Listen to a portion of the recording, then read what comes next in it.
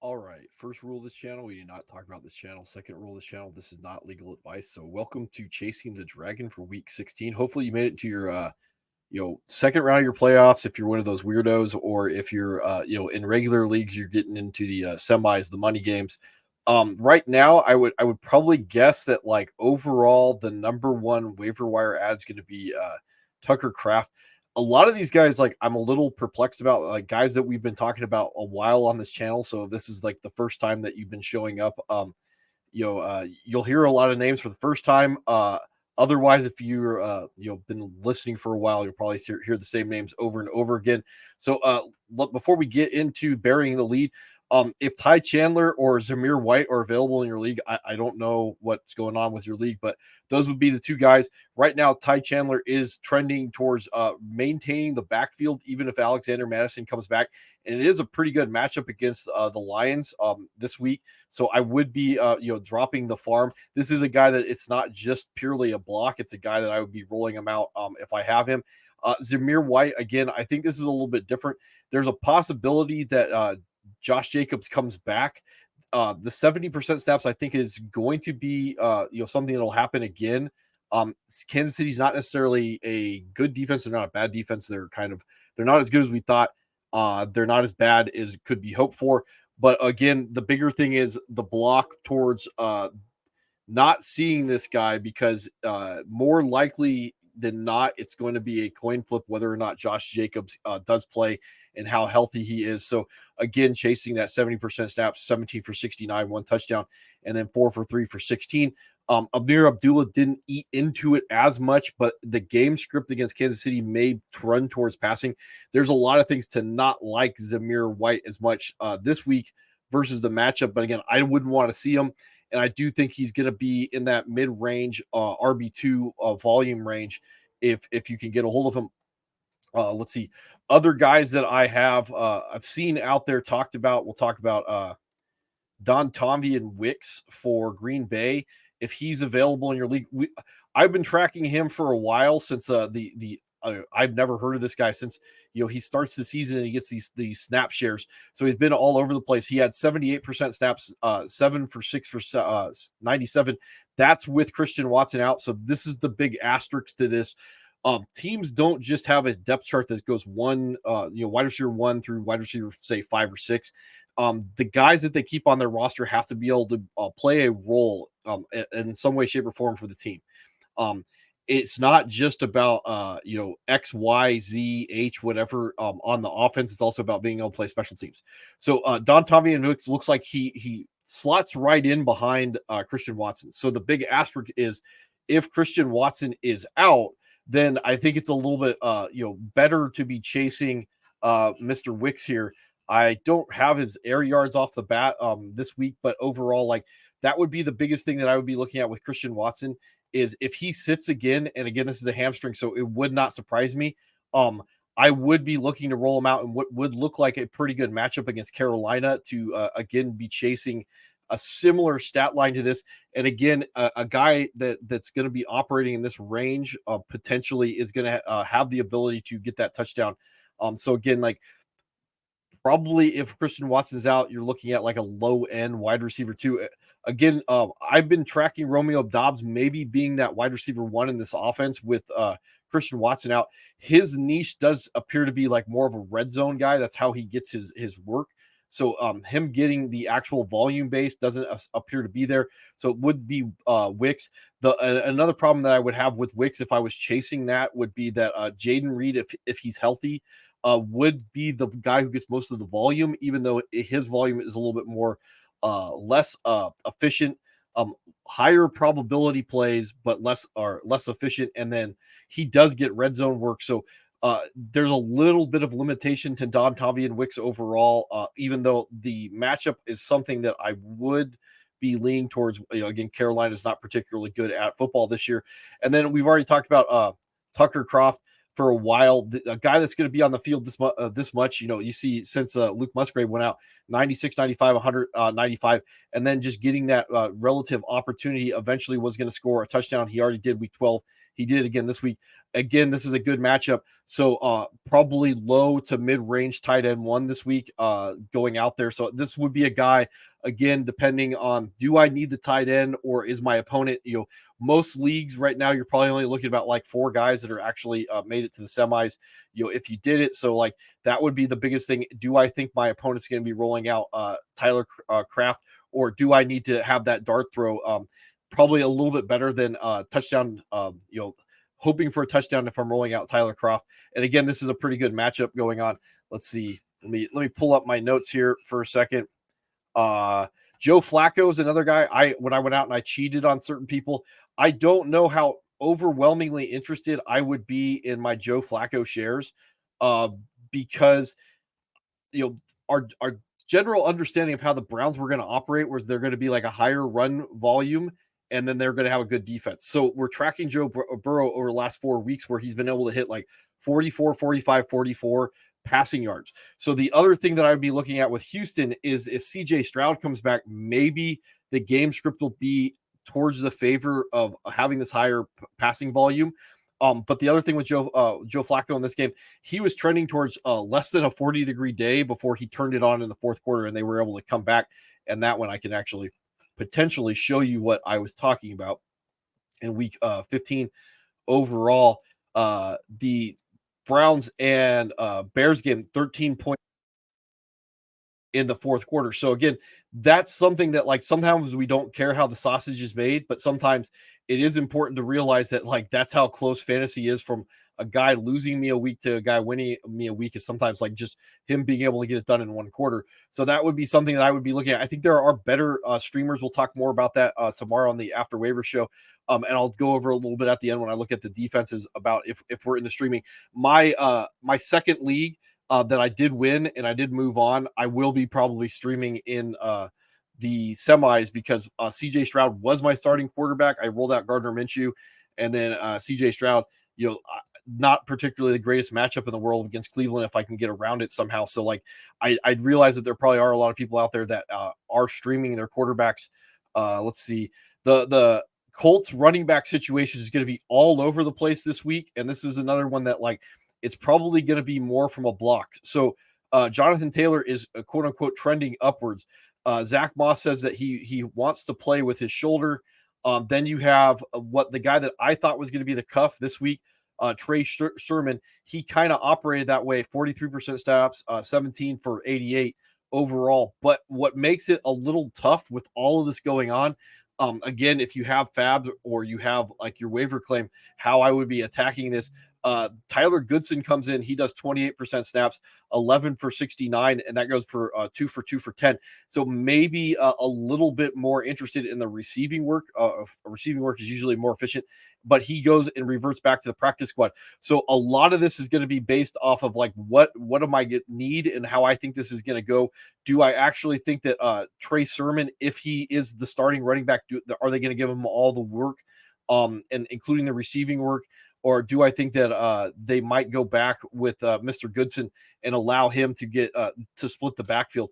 That's some of the stuff that I would be looking at. So like, I don't know how much I would be chasing any of these guys. Are they going to roll Zach Moss out? And again, this is all stuff if I was doing it reactively at waivers, like all the stuff that I have to factor in. More so if I'm worried about what my opponent rolling out one of these guys, because at the end of the day, it could be a Jonathan Taylor week. So it's like factor all that stuff in to it going on. And then the other thing that's really interesting about this week is if we're chasing the potential for Michael Pittman to be out, it's not necessarily Josh Downs that I would be going for. So with Michael Pittman going out, he only stayed at like 58% snaps. Again, he's a slot only type of guy. If Alec Pierce is available in your league, he may get the bump. He had like 100 air yards in this game. Again, I don't have my notes right here next to me, but again, 5 for 1 on 97% snaps. So he would be the main one that I would see bump it into that role. And then the other interesting thing is DJ Montgomery. He was the guy that actually slotted right in with Pittman out and picked up the 63% snaps. So again, if we're trying to chase that apples to apples, like DJ Montgomery might be kind of a sneaky play overall. But again, like Alec Pierce would generally those targets tend to go someplace. They tend to go to running backs, and trying to guess where all this is reactively is going to be like really tough going out there. The other guy that I did see this week that was popping up on waiver wires, again, surprisingly, I kind of moved on from this after a couple weeks ago. If I can find my Bears shares, is Roschon Johnson. And again, this is going to be, so he was the guy that like rolled out with 49% snaps, 5 for 36, 6 for 4. And again, this was a really ugly game for the most part for both offenses, even though the Bears controlled the game all the way up until the fourth quarter. So looking at Roschon, you're chasing that 49% snaps, and that was after he did 74% snaps week 12. We were expecting that to remain rather consistent. It didn't. He dropped to 28. So the coaches said this is going to be a running back by committee. They're going to go with the hot hand, and they weren't lying. So Deonta Foreman, he was down to 26% snaps, 6 for -6. And then the other back in this rotation, Khalil Herbert, who was the starter at the beginning of the season, 23% snaps, 6 for 8. So again, I generally think this is going to be a running back by committee. Throwing a dart at any of these guys versus Arizona is probably not a bad thing.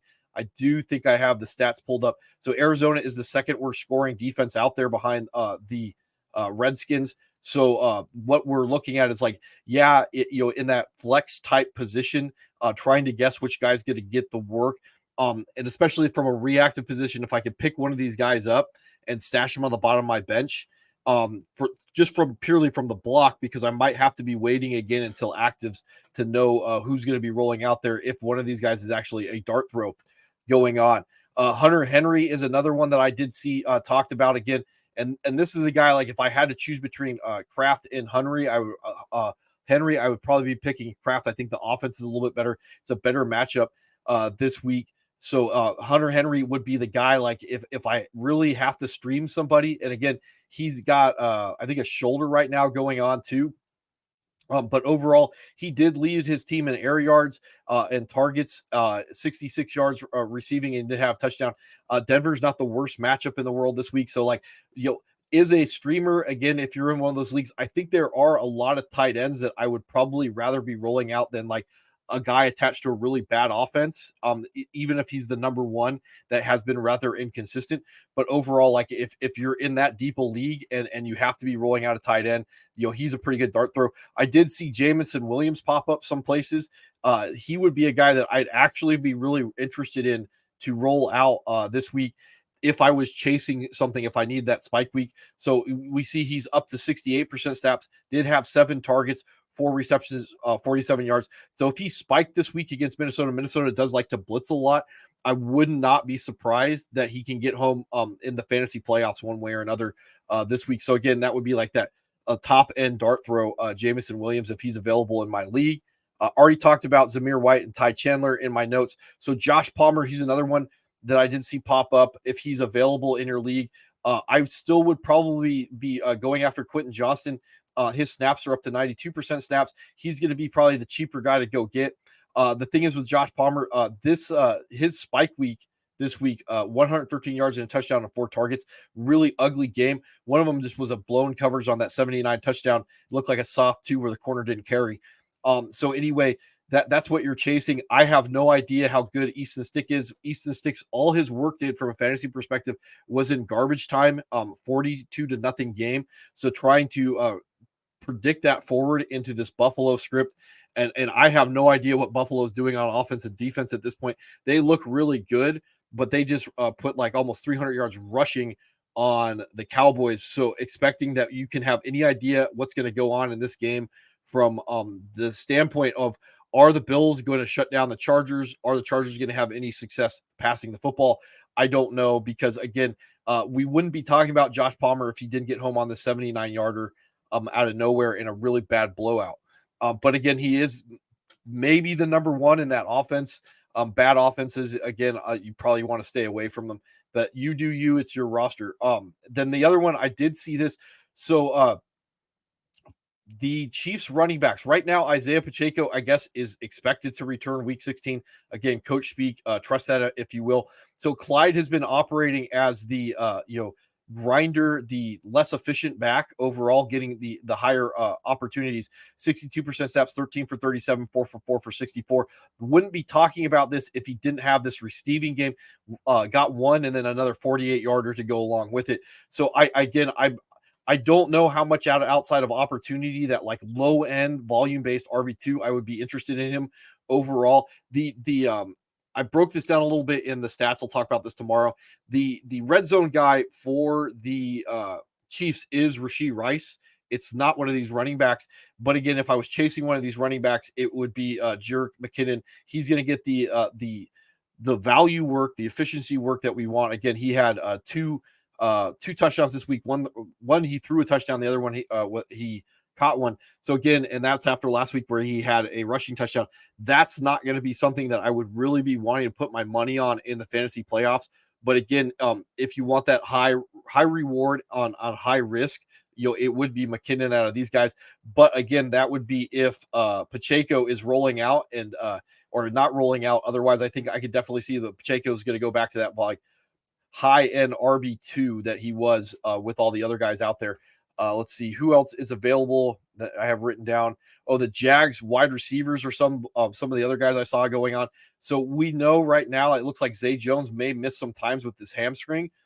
So trying to parse out how these wide receivers are going to roll. I think this does slightly upgrade Calvin Ridley. I think this really upgrades Evan Ingram, even though they have bad weeks overall. If you're wondering about Jamal Agnew, he's kind of the smaller guy. Hasn't really been on the field too much. So I don't know if we can actually chase the Dragon on this 2 for 2 for 70 and a touchdown. The guy that rolled into the game to take the role of Zay Jones in this game was Tim Jones, second year guy or third year guy actually. He jumped up to 35% snaps, and again he's longer, like 6'1", 210. To go along with Zay Jones, who's 6'2", 200. So like that would, their roles would slot in the same. I would be chasing Parker Washington. I did like what he did a couple weeks ago, but then the snap share went down to 45 and what was really an ugly script. Did have 6 targets in this one, but again, overall, like it's trying to chase those vacated targets. They tend to go to running backs. They do have a good wide receiver and a good tight end.